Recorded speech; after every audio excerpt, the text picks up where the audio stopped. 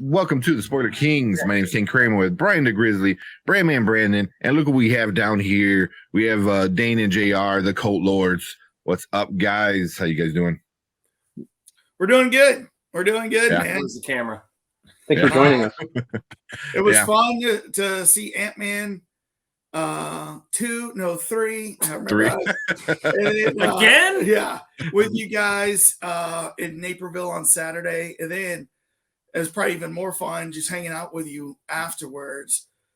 And then our day couldn't end without running into Brian at the comic book store. All right. And I can see what he bought right up there. Right behind him. That there Deadpool.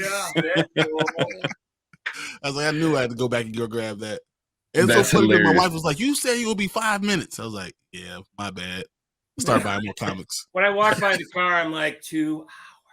And she's like, "No, didn't do this," but that was what the face she gave me. Yeah, you know what she meant. That's funny. That's funny. Oh man. So we got the Cold Lords here. We're gonna talk about Ant-Man and the Quantumania. So real quick, why don't you guys give a shout out to your channel where everyone can find you guys at? You want to do it, Dan? Oh, I'm not usually the guy who gives this kind of info out. Hey, we are on YouTube under Cult Lords.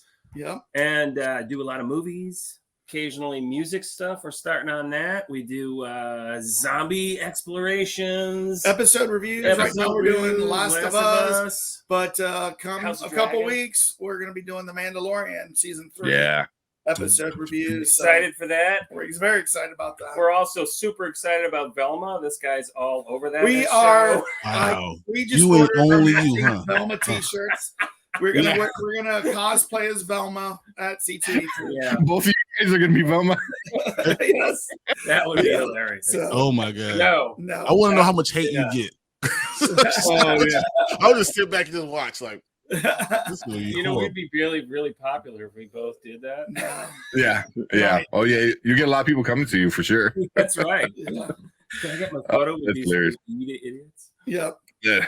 But thanks for having us, by the way, guys. Yeah. Yeah, for sure, man. We love having you guys on. So we're gonna talk about Ant-Man and the Wasp: Quantumania, the third one of its of the series and the official start of Phase 5 in the MCU. So we're gonna talk about some of the stuff we liked, some of our dislikes, and at the end give our Spoiler Kings ratings. So we'll shoot it down to the Cold Lords down there. Give us a few things that you guys liked about the show or the movie.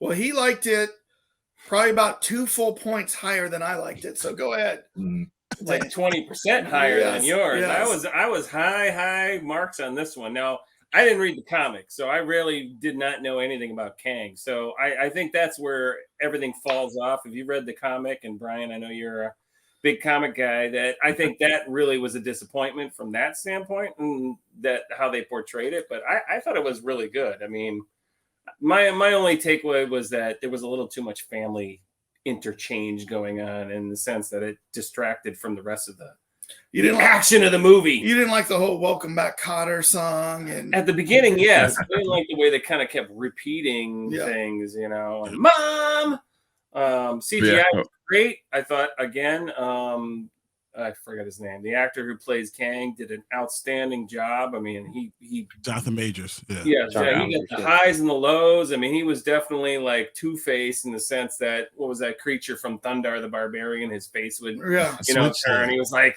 really, hi, I'm a nice guy, and I'm going to kill you. Right. You know? So that was all high marks from that standpoint. There was also a He-Man action figure that had multiple faces that would turn like that. Kind of looked like Kang too. I can't think of his name, but I like the movie. I think when we did our review, there was 5 of us, and I had the lowest score, but it was still a good score. It was still, I liked it. The only thing that, like for me, and that was disappointing is I didn't feel that Kang was as menacing as he could be in this. Right? I was telling Brian that I feared Thanos more than I feared Kang, you know, in the Avengers movies. And you know, and maybe that's kind of what it makes Kang so scary, is because, you know, he's kind of more soft-spoken and more calculated about what he's doing. he tries to be a friend to you, befriend you, like he did with Janet when she was originally in the quantum realm, and then that friendship that they thought they were having fell apart, and then she realized how dangerous Kang was, and that Kang couldn't be trusted, right?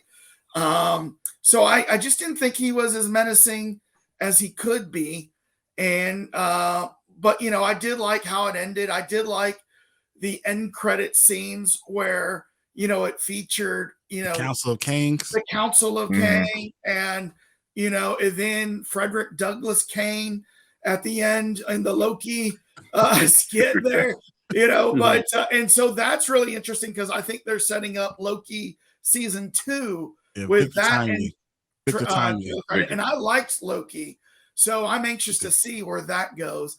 So there was a lot of things I liked.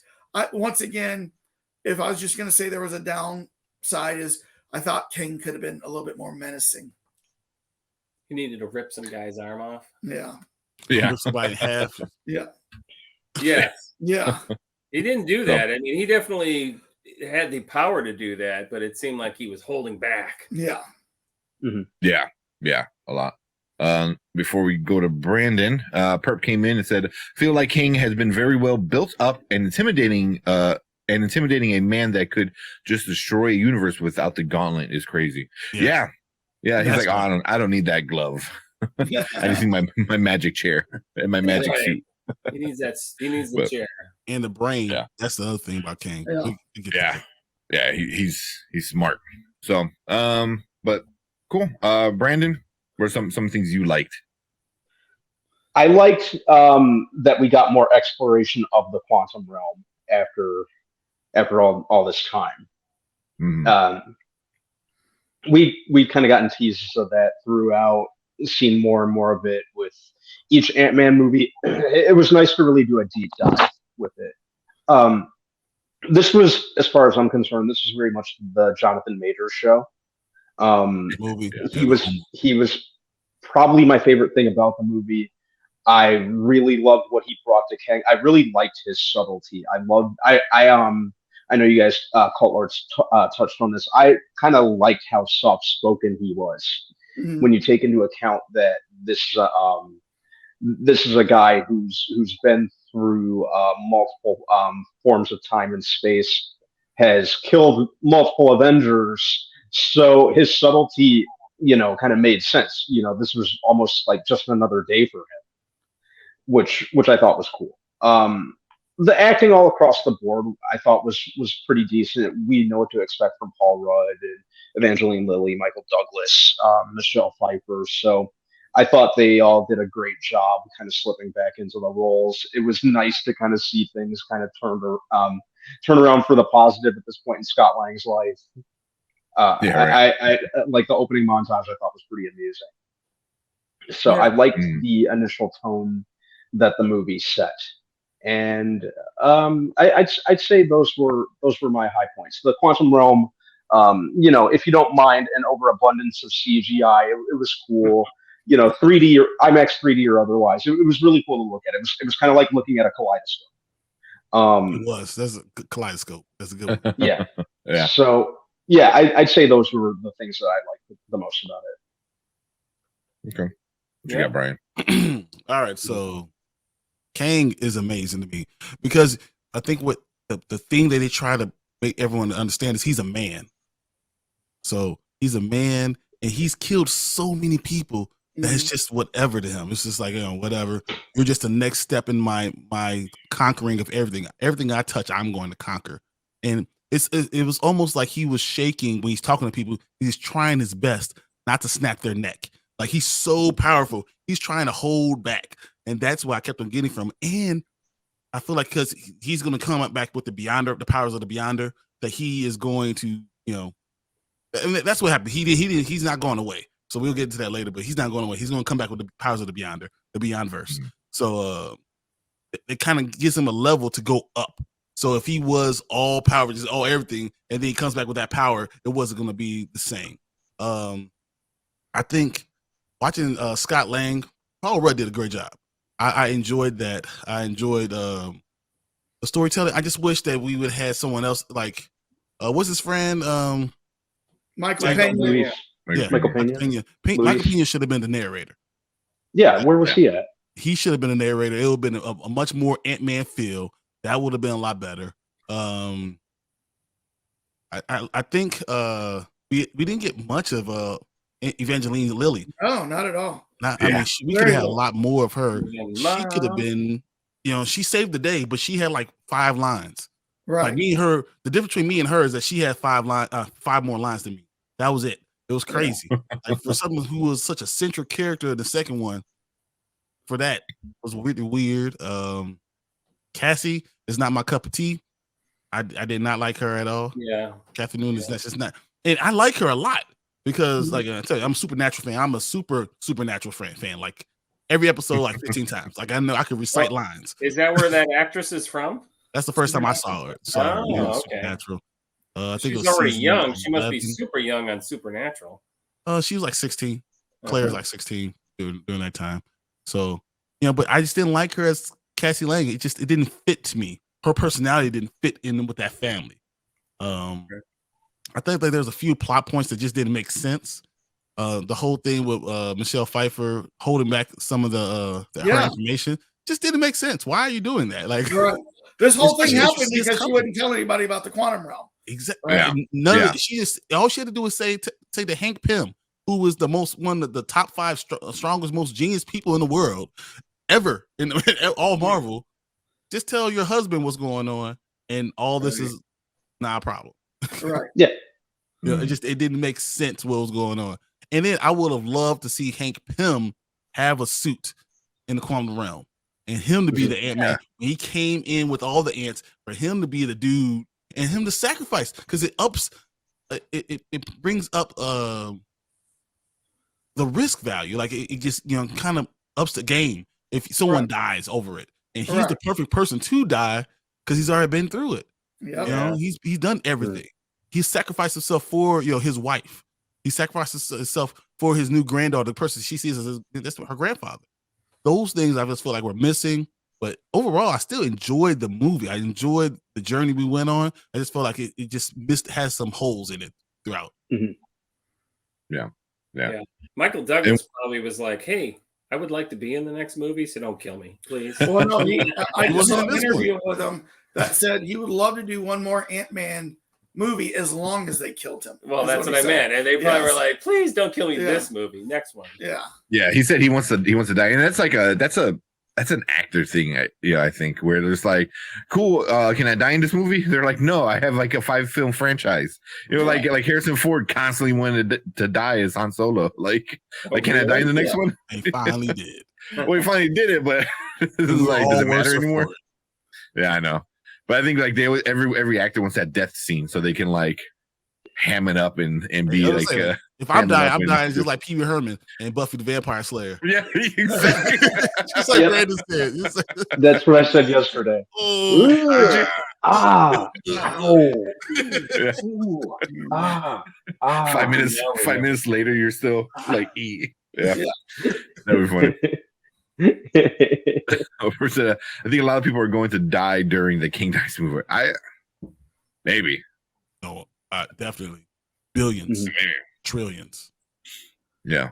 Well, I mean, I think he means like I don't know if you mean like some of the actual characters or just like people. Like, well, I'm assuming a lot of incursions or whatever they're calling it are going to happen. So different variants of the same people could die. You could kill all those off. You could kill a lot of X-Men off, even though a lot of them end up in Battle World. But you can kill anyone who you have, rights to. Kill them all off during this time. Yeah. It'd be a perfect ending. Like, bring back all the Fox X-Men and all you guys are gonna die. So just so you know, because we're getting ready for the real X-Men that's gonna come into the MCU. But some of the things I liked, like you guys said, it looked gorgeous. It looked really, really cool. The volume screen's a whole nother conversation, but I thought the CGI was pretty cool.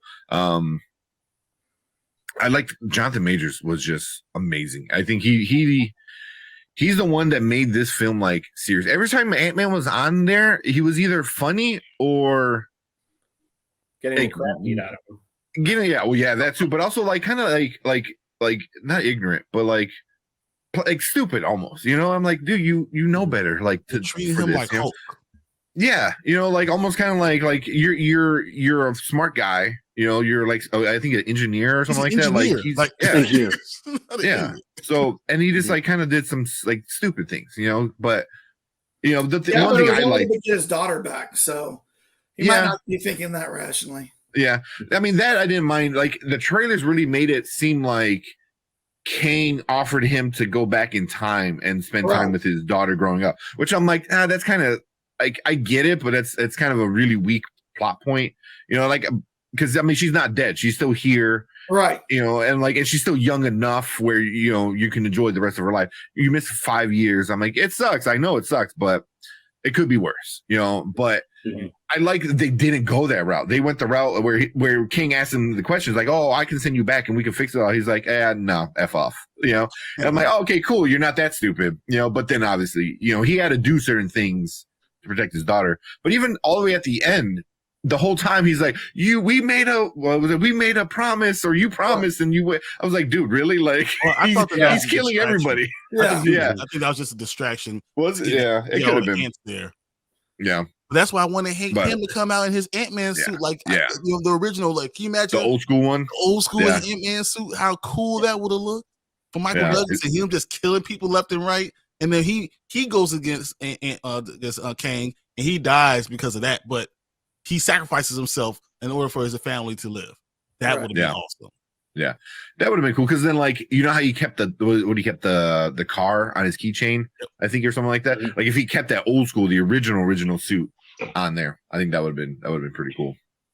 Although, and they kind of gave a really weak explanation of why the ants were so smart, because it was like such a major plot point, and they literally talked about it like 5 seconds in the beginning, and then another like 10 seconds right before the ending. It was like into the quantum realm. And they've been here for billions of years. Yeah, they're super smart. I was like, that's a thing. They've evolved. They built their own society down there. Yeah. So, but even before that, even on when they were back on Earth, I guess not the quantum realm. Like they started getting smart. They started building their own tech in the ant farm. Yeah. So, but it's like it's a plot, kind of a plot hole for me. It was like, they're just super smart because you can talk to them. I don't know. Why are they smart in the first place? So, but and Brian, there was one other kind of sub story that was going on that made me think over the weekend about the movie. I was thinking about the movie, but I was thinking about Scott Lang and how during the Avengers Endgame, he played a huge role for Earth to be saved. And now he's probably the 10th favorite Avenger, right? And like some people don't recognize him. Some people call him Spider-Man, right? Yeah. Some people do recognize him. I mean, he had a fan club that he was reading to. But like, if you did all of that and helped save the world, and everybody remembers Iron Man. Everybody remembers Captain America and Thor. And now there's nothing for you to really do except go on a book tour. He's kind of like in a midlife crisis about like, what does he want to do? Or what does he need to do to keep active? And, he tries to convince himself, hey, I've got a good life. As he's walking down the street, I got my wife. Right. She's awesome. Got my daughter. She's awesome. But there's still something in him missing, right? Mm-hmm. So, and I mean, did you feel that way too? Or is that me just reading into this? So, for me personally, I feel like Scott is the one character that didn't have much development at all. Mm-hmm. That he was a hero. In Endgame, he was a straight up hero. And what Cassie was pointing out to him is that what's her name? Hope is saving the world with the Pym particle. She is creating food. She is giving people homes from the blip. She's doing all this stuff, right? Hank is still doing his tech, doing the crazy things, right? Even Cassie is running around trying to save people, realizing that's who I am. We are a family of heroes. And Scott is still stuck in that whole mind frame that I'm just a dude just trying to be a father, right? Right. Not realizing when you're a hero, you might mean more. You might have to do more. And he doesn't want that. So to me, it's like he never became that hero. He never had that evolution and understanding to the Iron Man, arc. He never had that.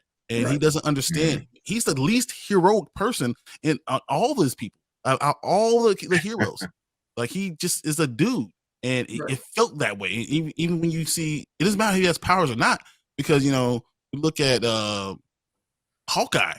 You look at Captain America. They don't have powers, but they have a heroic side to them. It wasn't full of selfish. I felt like Scott Lang was selfish, self-centered, and never really cared about anyone except for Cassie. And you see that in his development, and I felt like that was part of it too.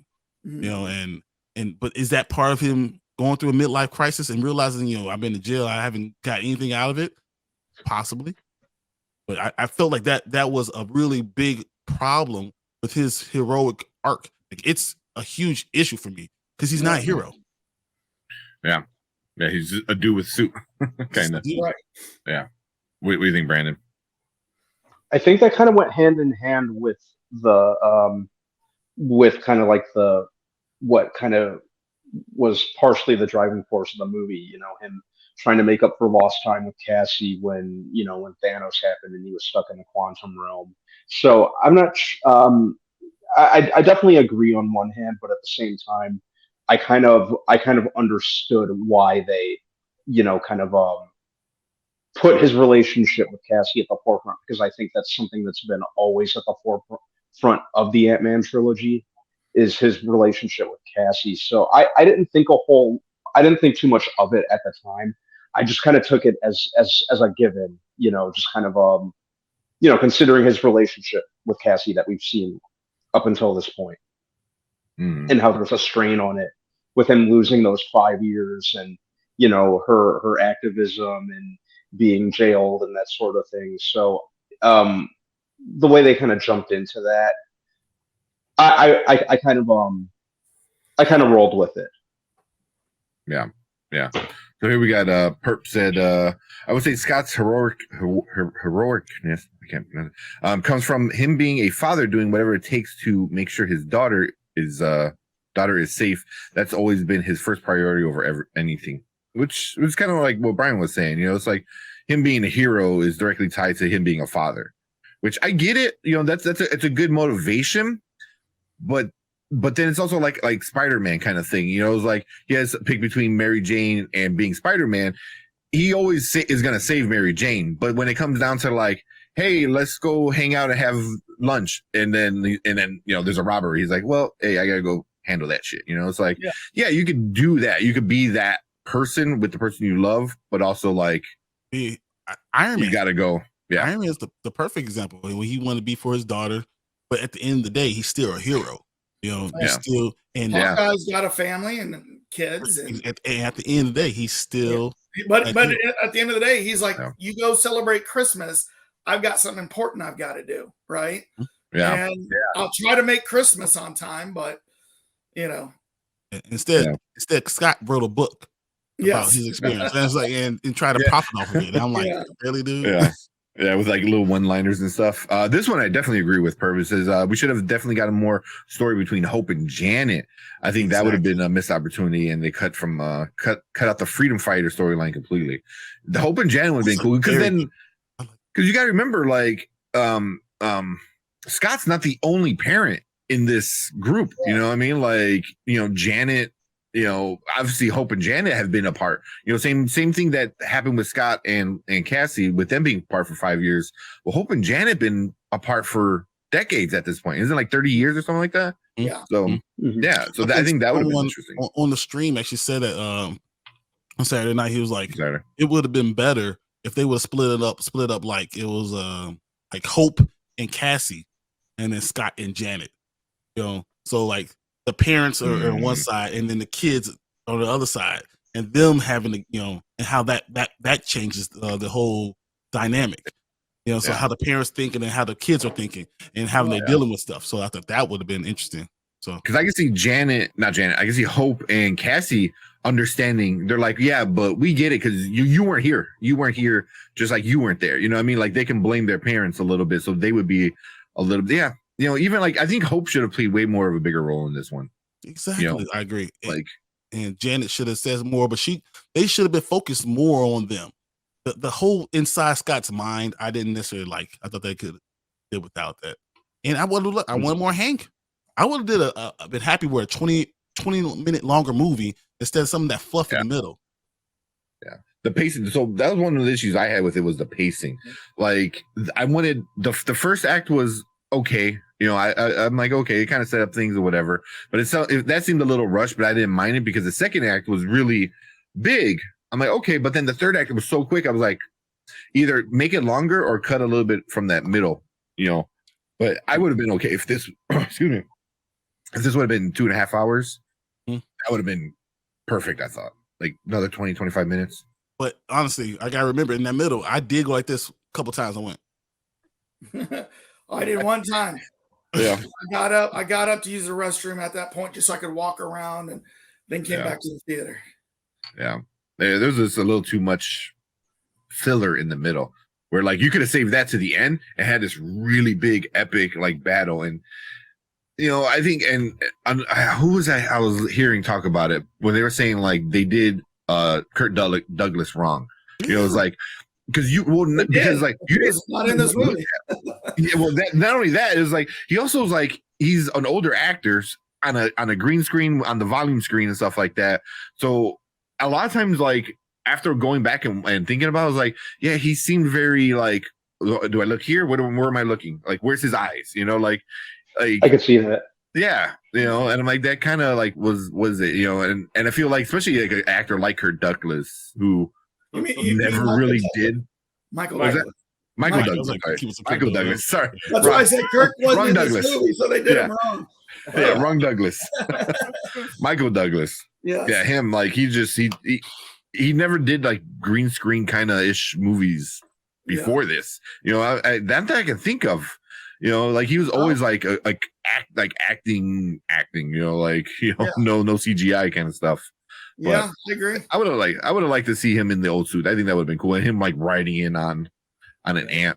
But I thought the scene was good. The scene would have been better with him in the Ant-Man suit, like in his old suit. That just would have been very cool because we already in the world that we jumped right to Scott Lang and jumped over Hank Pym, so we never got to pay off that superhero of Hank Pym. So to see him one time as a superhero, like as that dude, would have been very awesome. And it would have brought things full circle. Exactly. Yeah. Yep. That would have been nice. That would have been nice. Because also, like, it was I think they did a good job with. I think Brian Man's like holding his frames just to show off the guns. What? I can't put the shirt on like Brandon, but so I guess gotta pretend. Every time there's a freeze, it's like right here. Like shit. Oh man. So your audio is good, but your video keeps like freezing every so often. Every time it's like in a pose, like which is weird. He's like, let me freeze this right here.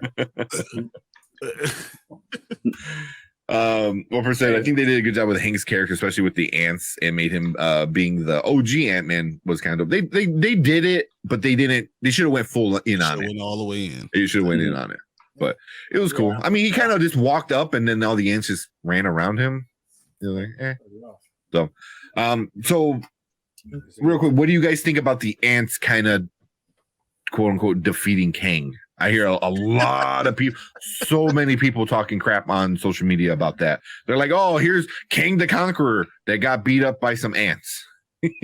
Well, but I mean, I thought it was almost sweet justice. Here's a guy that all these duplicates, and then you got basically a giant army of duplicates beat him down. I mean, it was like you can just keep.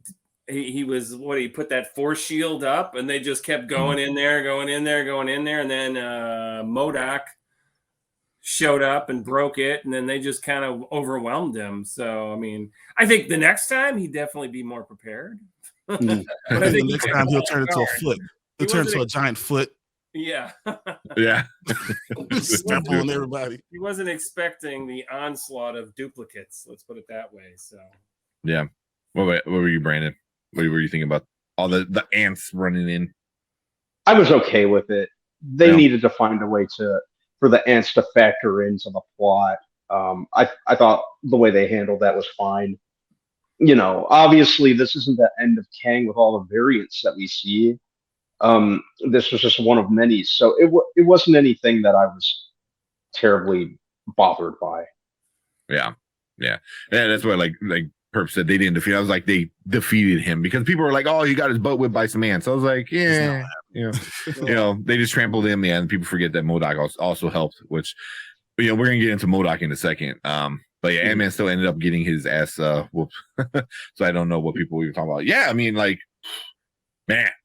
Mike, is that the variant we're gonna see? Is that the Creed variant of Kang? Because damn, that man just whooped him. I'm telling you, man, he's gonna be the main one still. He's not going. That's gonna be the main variant. He's not gone. He's not gone. Yeah.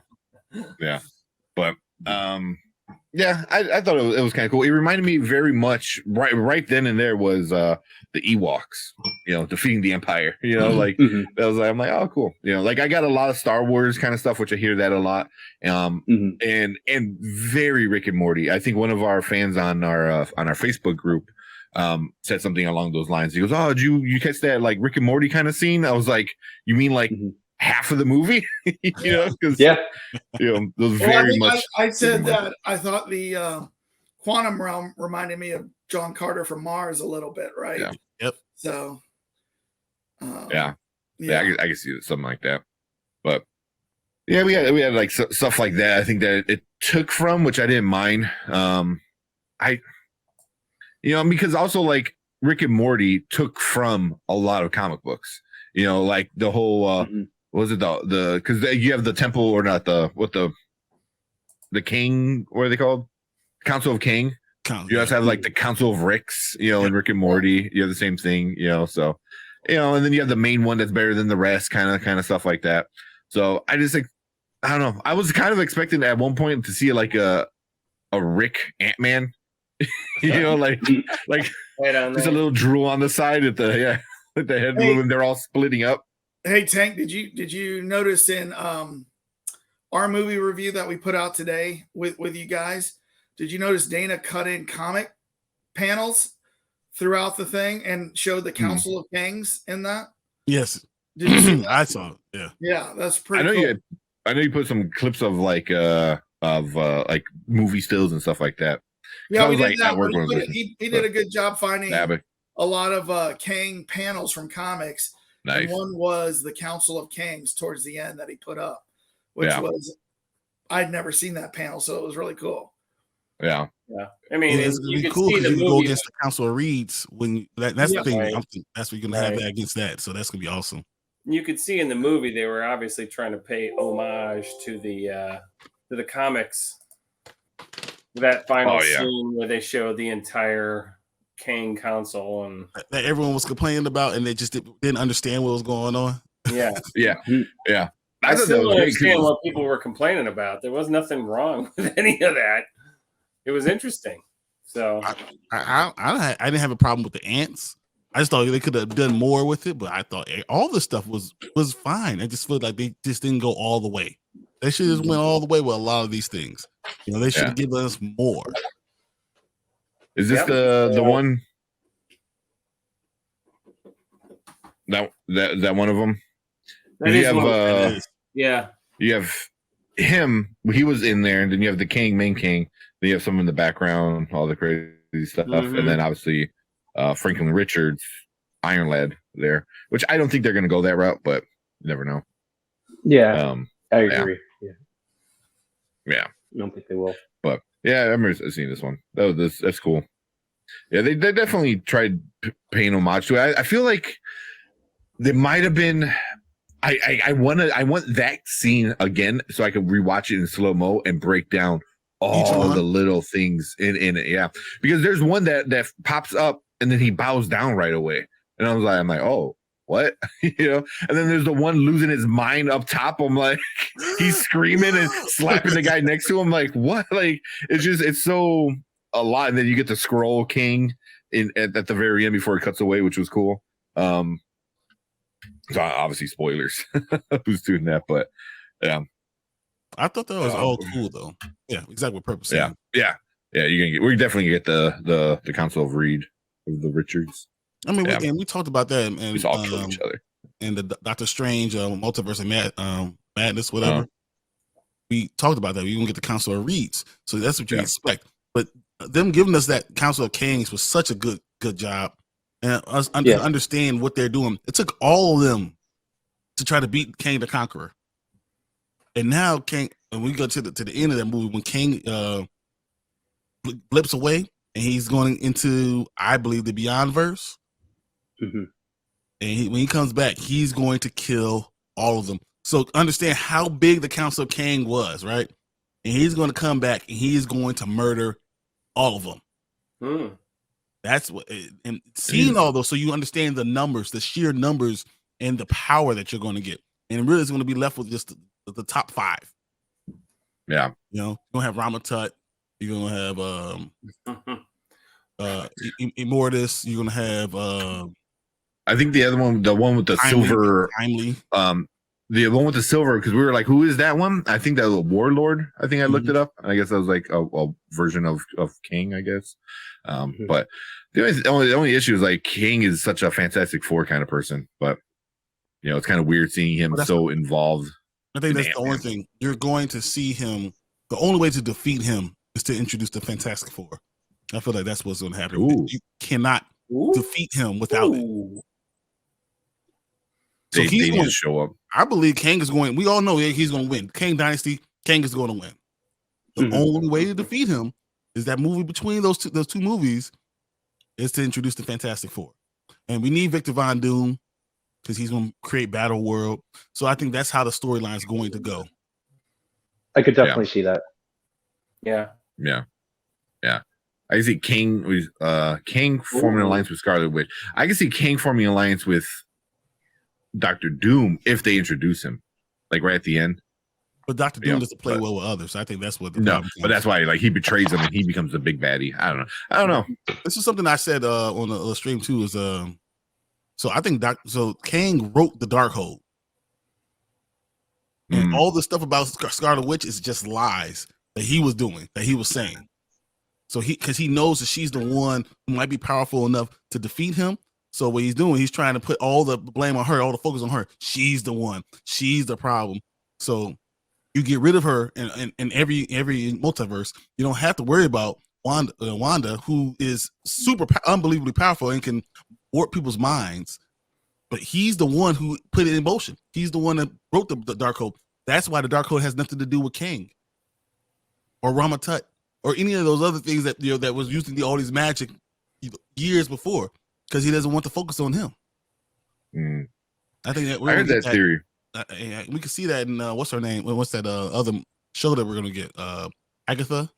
We'll probably get in there. Yeah. Agatha Harkness. Yep. Yeah. I'm kind of excited about that one. I think it'll be pretty good. Yeah, I'm curious to see where they go with that one. You know, initially when I heard Agatha, I'm like, oh, that's cool. They're making a show about her. Catherine Hahn's great on it. And then it took kind of a while for it to sink in. I'm like, you know what? This is kind of definitely more obscure, someone you wouldn't expect them to make a show out of, but I think they must be doing it for a reason. If in terms to advance, especially with this introductory movie of Phase 5 essentially being one big trailer for Kang. So yeah, I think they're doing the Agatha show for a. I think there's a good reason behind it. It's gonna be a big setup. The narrative, setup. Yeah. I think. Well, yeah. So one more thing before we start ending it was MODOK. Everyone thought you either love him, everyone's favorite, or you hate him. Man, there's no one that says like, oh well, he was okay. It's either like he was the stupidest thing in this movie, or he was so goofy and funny that it fit an Ant-Man movie. I don't know. I'm kind of like more leaning towards that. Like I had fun with it. The character's stupid in the comic books anyway. It was like it's a giant floating genius head. I was like, it's so silly. But that was just me. Well, Cold Lords, what do you guys think about MODOK? I actually, if he had never taken the mask off, I thought that would have been cool the entire time. But because it was like this like blown out piece of Darren's face, that was just ridiculous. I mean, they were obviously going for the laughs there, and I think it detracted, to tell you the truth. They needed to bring they throwing a bone to that actor, like, oh well, we killed you off, let's bring you back. Because in the comic, it's not the same guy, right? No, it's a completely they were just trying to like close off a line that I guess they figured they needed to do it, but when he had his face shield down, whatever that was, it looked better than when you could see his face. Right? So, I agree.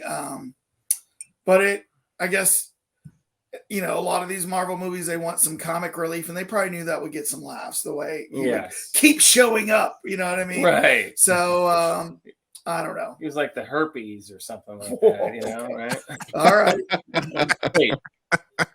Did I say that out loud? No. Yeah. So, I mean, yeah. I don't know. It was interesting enough. Perp said, never was a fan of MODOK. He was never an interesting character to me. Yeah, he was always this kind of like a side character to everything. Like he's the guy they beat up on when in between the big guys, in between the Dooms and the Thanos and the Kings. Like, oh, let's go beat up on MODOK. So, but it was funny enough. So real quick before we get Brandon and Brian's thoughts on it, this one kind of had me like. This one kind of had me funny when we saw it in the theater. It's like. You see just like MODOK's little butt cheeks and arms, but his head is still kind of big. I knew that was going to get memed to crap. It looks like a scene at a bachelor party, when the guy falls in the convertible. And they both it's his butt right there. They're like getting ready. Yeah. But it's so weird. It's like, and then the one comment that I liked the best was somebody took time away from their family, got paid to make like MODOK's butt CGI. Yeah. So it was kind of funny. It is very, very goofy. And I feel like you got to go goofy with this character because there's no way, even if you try to make him serious and try to make him menacing or try to make him like a real evil bad guy, he still looks like MODOK. Like, what are you going to do? Like, it's a giant face, a floating face with tiny arms. So, yeah, but it was probably cool in the comic books. Yeah, early 70s, right? Late 60s when he made his debut.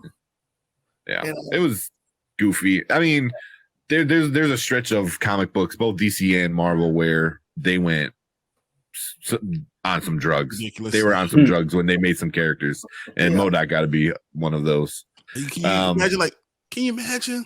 We should have a character whose face is huge. Yeah, but arms and then the next guy's small. Like, yeah, small arms, legs. Yeah, I can see that conversation happening. Get over there. I will get you, but my arms are too long or too short. This is poorly planned out.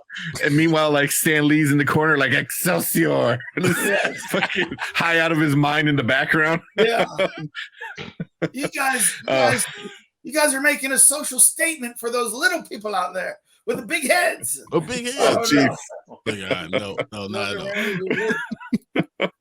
Easy boy chairs. I bet you that's what you did think too. But Brandon, what you think about MODOK? How'd you like him in the movie? I thought he was fine. That character, like you said, Tank, has always been goofy in the comics, and when they have tried to go more serious with him, it very seldom works. So I like that they embrace the ridiculous side of him. When I get why they made MODOK Darren Cross, just to kind of, like we were saying, wrap things up with that character arc. So I didn't necessarily mind that.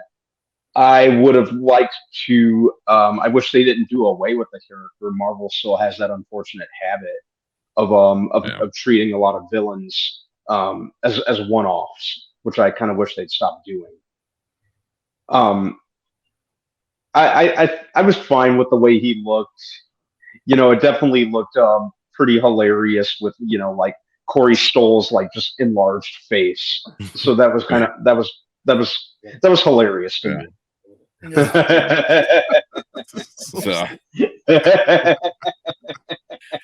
So, this guy looks badass on the right or on the left. Yeah, goofy on the right. I mean, yeah. Oh man, I mean, I just saw this one. Like that's good. Yeah, I mean, for me, probably one of the best death scenes in all the MCU. Just like, it's like the whole time because he's like, I died an Avenger. He's like, sure you did, buddy. Sure you did. Yeah. He's got a little hand rubbing on Scott's face. It was really goofy. It was really silly. Like that's you can't deny that it was so goofy and silly, but it kind of worked for that moment, like but it did take me out of like, hey, there's the madman about to destroy everything, and but it is what it is. Right. Well, I mean, in this movie in a whole, the tone changed all the time. I mean, it was like, people are getting killed, and then all of a sudden it's funny, jokey, killed, funny, jokey, killed. Like they couldn't figure out where they were going with this.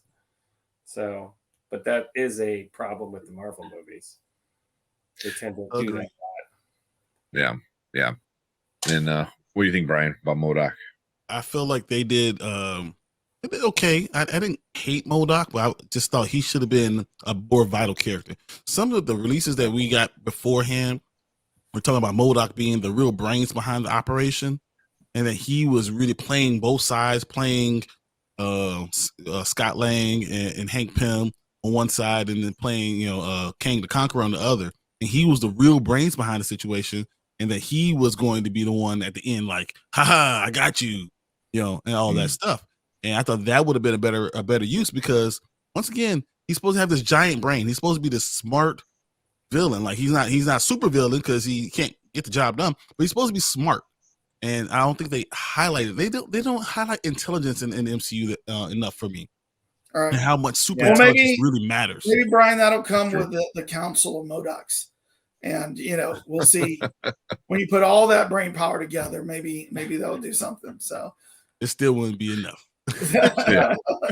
But you do have a good point. I wonder if they cut some scenes out where he was orchestrating some of his, intelligent maneuverings or something, because they touched on it a little teeny tiny bit, and then just went away. Then they went away. Yeah.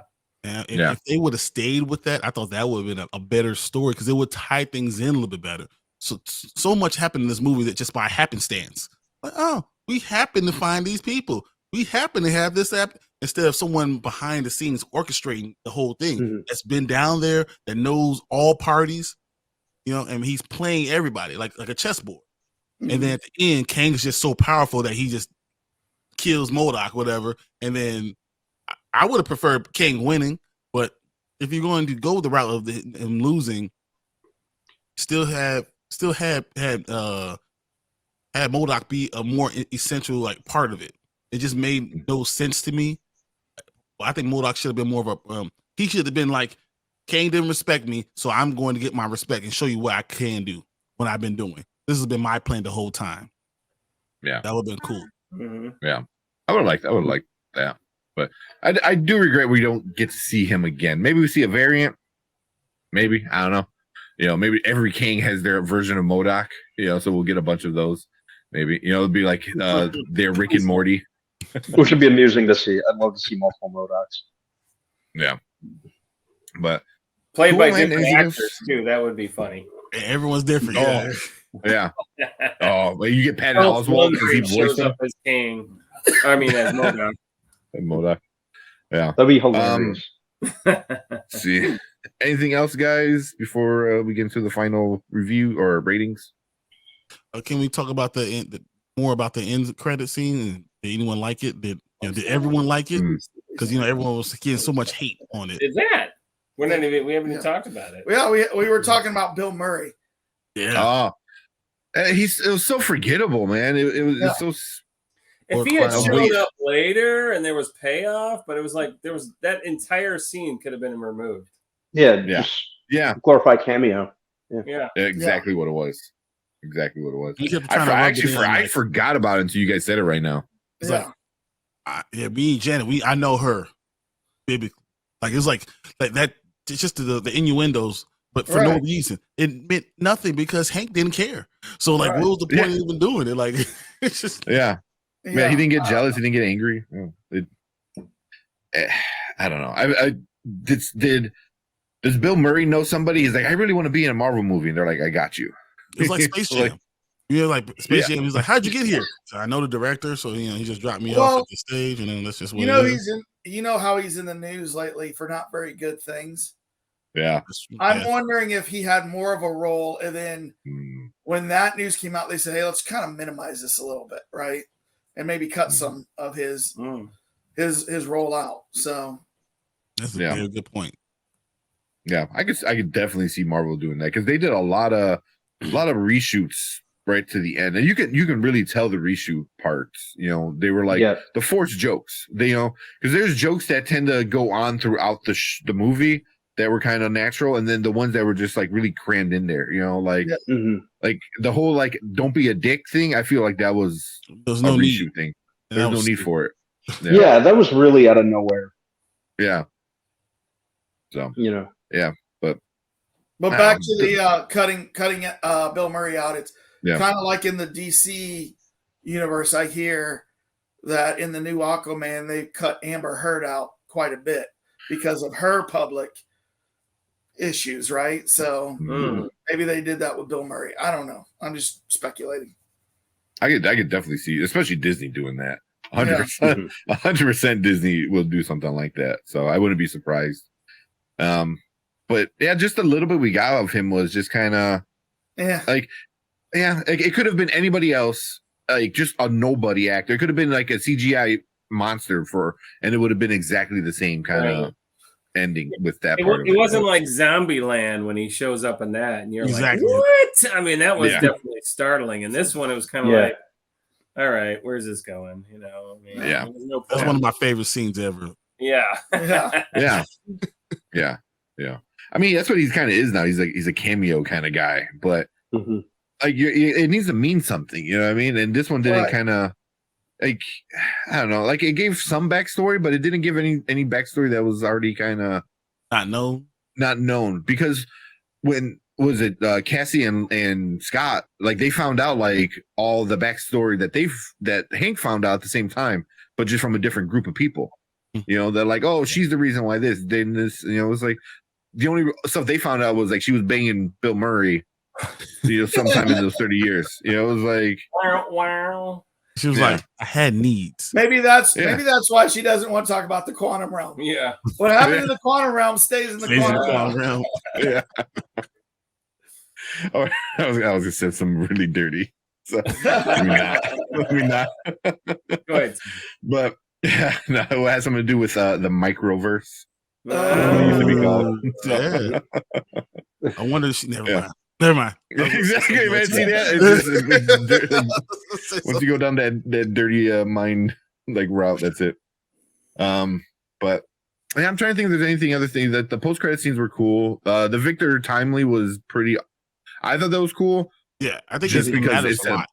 It's good. Yeah, and people don't understand that that's Loki. They're looking at Loki. Oh, he doesn't look that menacing. Victor Timely is a huge character. If you don't know it, look it up. Look up, Google Victor Timely and see what he and how important he is.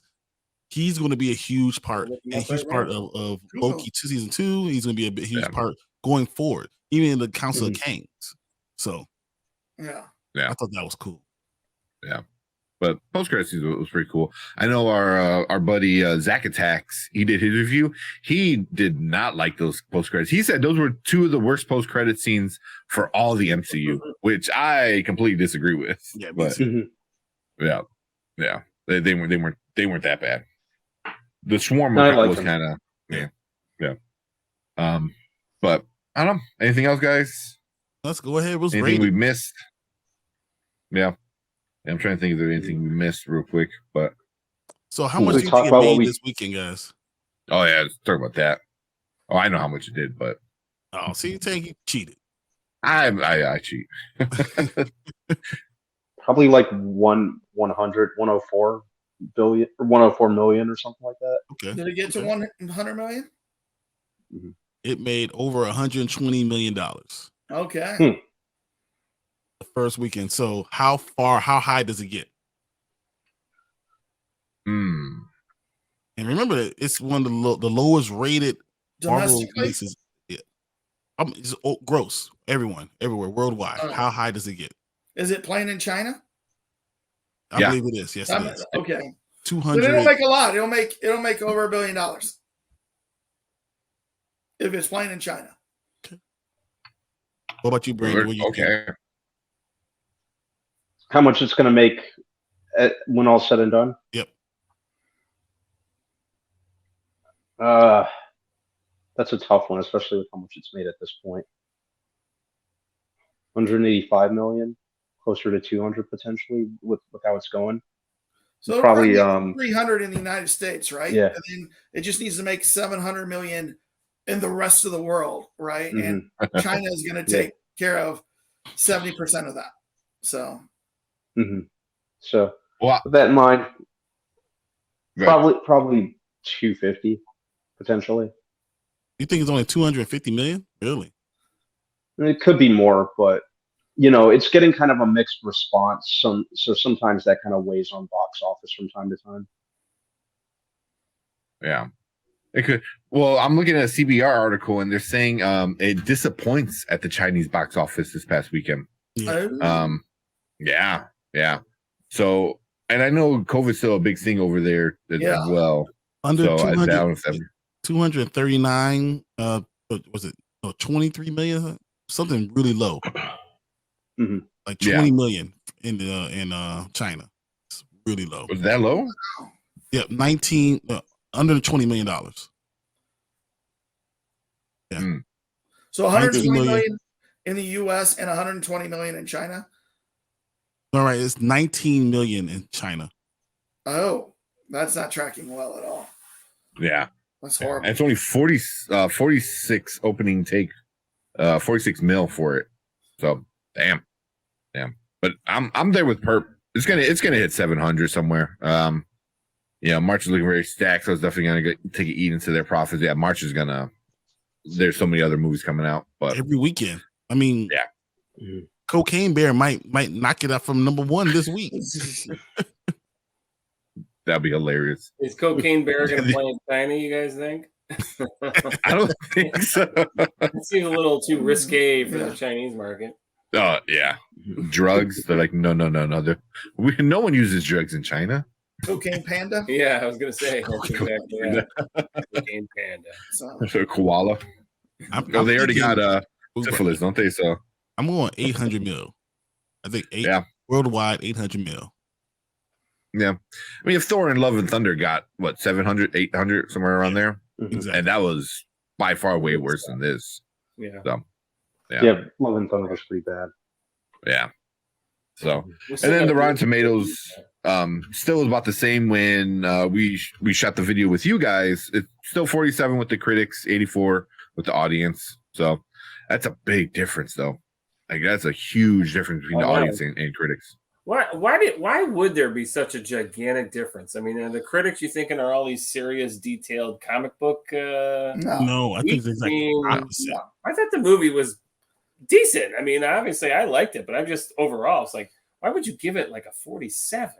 Well, that just means so low. That means that 47% of the critics liked it, and 63% of the critics did not like it.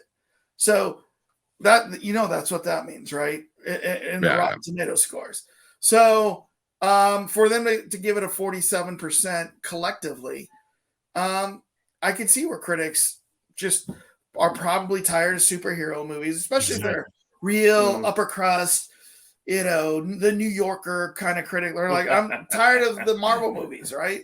So, I totally get it. Whereas the fans are just fans. And if you're a fan and you're going to go spend your money to see it, you're not going to go see it for your job and be a critique of it.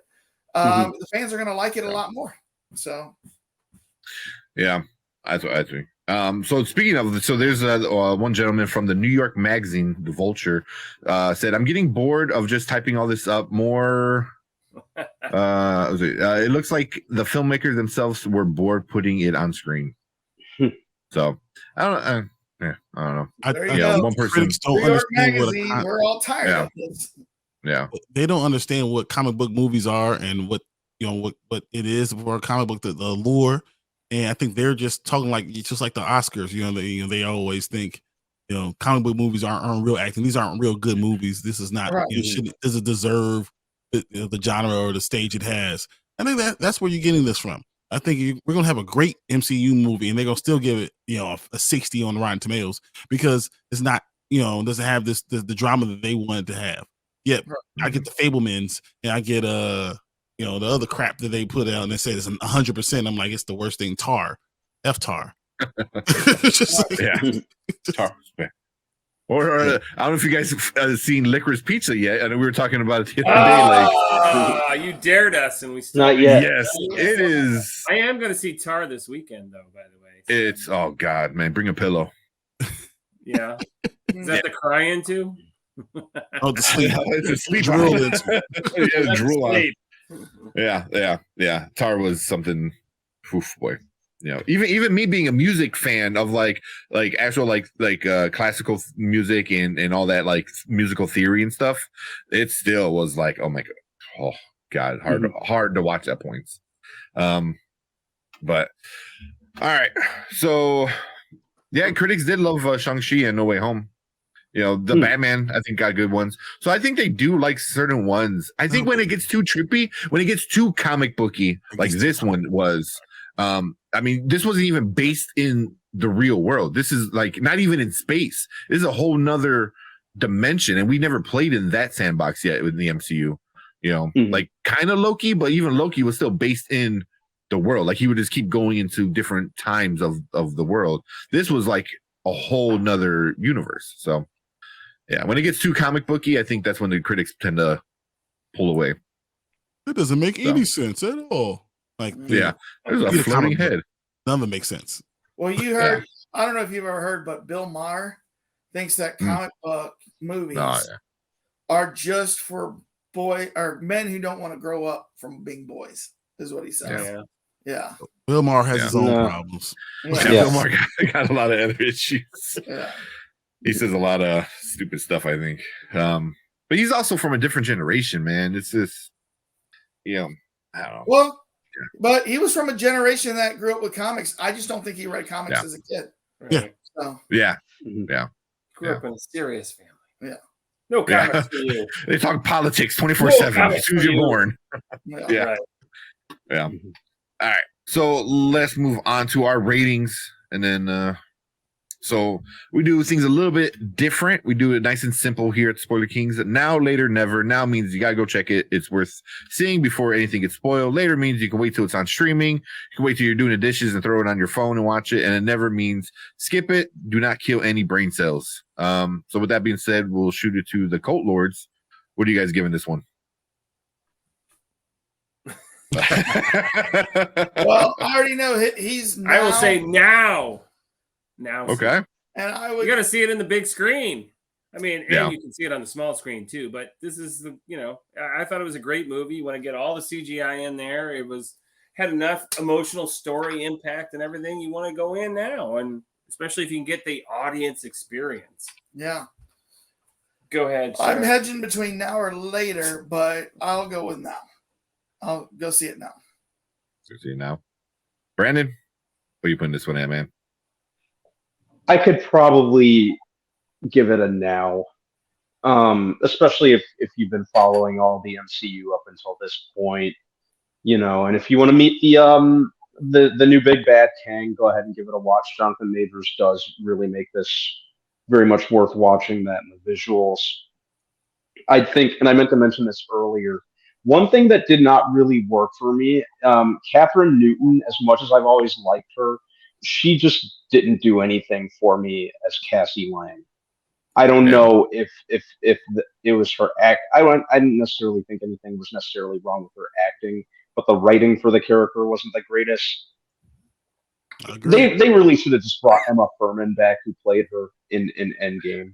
She really sold me in like the 30 seconds of screen time. I didn't really see the point in replacing Emma Furman because if you read up on the production history, it didn't seem like there was any rhyme or reason behind it. Yeah, agreed. Well, she said she found out the same way everyone else found out, was like, and here's new casting. And she's like, what? So that sucks. Yeah. She just didn't land for me as Cassie, but I'd say it's an entertaining enough time. If I had to sum the movie up in one word, I'd say it's enough. Okay. So I'd give it a now. You know, you'll have fun watching it at least. Cool. Well, Brian, what you got? I'm going to give it a now because I believe it's the beginning of Phase 5, and you really need to get to know these characters, because what's about to happen, you think this is trippy? Just wait to see what's going to happen in these rest of these movies. Phase 5 and 6, Phase 6, critics going to hate it because it's going to go super comic booky, super crazy, and you really need to enjoy this now. I think this is one of those movies that people are going to enjoy more the further away it gets from it. You know, like they're going to they look, oh, this is crazy, and then they're going to talk about it 2 years ago. Man, they showed that Quantumania. We probably should have enjoyed that more when we got it, but we're expecting too much. So, you know, but Quantumania is setting up so much more going on. So I think this is definitely a now, and you better enjoy it while you can. Because even though I had problems with it, that's just because me as someone who read the comics and reads things, you know. But overall, this is a quality movie, you know. And I gave it like an 8.2, you know, like, so it's a quality movie. So, you know, go get it, go watch it. Yeah. Then I'm gonna stay with all you guys. I'm giving it a now too. It's fun enough, you know, like Brandon said. The CGI was great. Everything was pretty to look at for sure. But Jonathan Majors was just like such a two-face, you know, and you knew when it was, you know. I think what Dane, you said that, right? You know, where like he's like, oh, very soft spoken and nice, and then the blue mask comes on and he's like, and I'm gonna kill you and your family. You know, it's like, you know. So it was definitely he was so entertaining to watch, and he was just not only like very menacing. He could have been way worse, but like oh, and then he can just literally whoop your butt, like stomp you down to the ground and stuff like that. So that was pretty awesome. So it was fun enough, you know. Had issues. Don't get me wrong, it wasn't the best Marvel movie, but it does not deserve a 47% like the critics are giving. Like, no way near. Like, The Eternals was way worse. Love and Thunder was way worse. You know. So yeah. So, but I mean, I might change my opinion later, but as of now, after one viewing, it's a now. You know, I think if I'm gonna watch it a couple more times, it might change, or I might like it more. I don't know, but as of right now, I'm gonna give it a now. So it reminds me of Age of Ultron. You know, like the more you realize you're watching, you start saying, "Oh, this really mattered. Wow, this wasn't really that bad. I was getting so much hate," and then you start realizing, like, "Oh, I needed this. I needed this part. This was important to the entire story. And if I didn't get that, you know, everyone just hated Ultron, but honestly, it was important. All those things, and it paid off in Endgame. So many things did from that one movie." And I think we're gonna get into, you know, Kang Dynasty, and we're gonna realize how much it pays off. Well, I don't know if you remember, Brian, but when Empire Strikes Back originally came out, people were disappointed at first because it didn't have a concrete ending. It didn't have a concrete ending. It didn't have, or people were upset with Darth Vader being declared as Luke's father. And then as time went on, it suddenly became everybody's favorite of the trilogy, right? So because they realized in hindsight how seminal that movie was and how important it was, and the only one that George Lucas didn't direct. So I didn't even think about that. He just direct. No, he wrote it. He wrote it. Yeah, because I thought that was yeah. But no, I thought Empire Strikes Back is like the greatest movie. All right. Yeah, it's Period. amazing. Yeah. But sometimes you like Brian, like you said, like sometimes you gotta sit back and kind of. It's better when you think about it than when you like first watch it, especially like you're on such a high from all these other movies that once you get more movies under your belt going forward, you're like, oh yeah, I did like that movie, and then you go back and watch it, again, you're like, yeah, it's cool, So I can see this doing really well once it hits the home streaming on Disney Plus. I can see it like just knocking it out of the water on Disney Plus. Yeah, especially like 4K. If they release like the IMAX 4K level thing, with everyone's got a nice TV now, or mostly everybody. So, yeah, I mean, yeah. Crap, even bums on the street have nice TVs these days. They're so cheap. Yeah, exactly. Yeah, exactly. But anything else, guys, before we call this episode? That's it.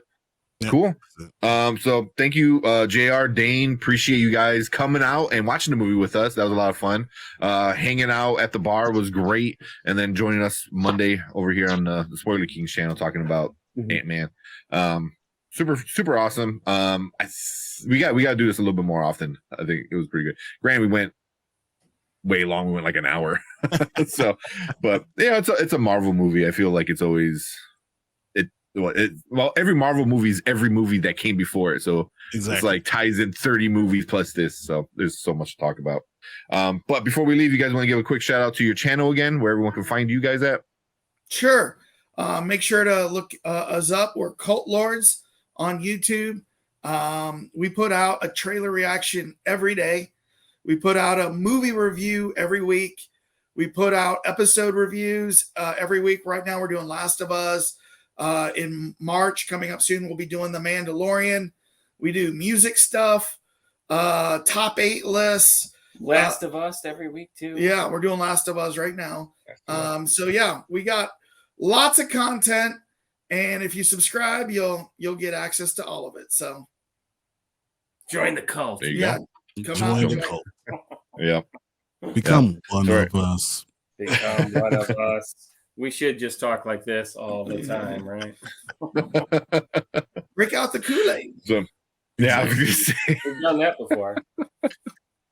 So make sure you go check out Colords. Give them that subscribe. They just hit 500. Yeah, 506 now. So that's good stuff, man. You guys are just got one really crushing it. I think it was Perp that. Thanks, Perp. Thanks, Perp.